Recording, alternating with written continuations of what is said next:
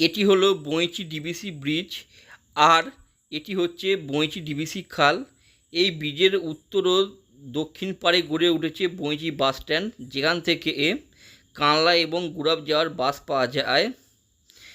কানলা যাওয়ার প্রথম গাড়ি হলো সকাল 5:30 এবং লাস্ট গাড়ি হলো রাত 8:10।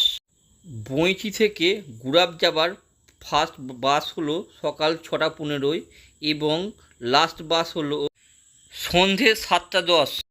কানলা থেকে বৈঁচি যাওয়ার লাস্ট বাস হলো সন্ধে 7:30, আর গুরাব থেকে বৈঁচি আসার লাস্ট বাস হলো সন্ধে 7:10।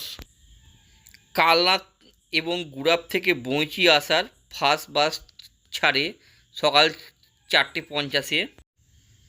20 থেকে 30 মিনিট অন্তর অন্তর কানলা এবং গুরাব যাওয়ার বাস পাওয়া যায়।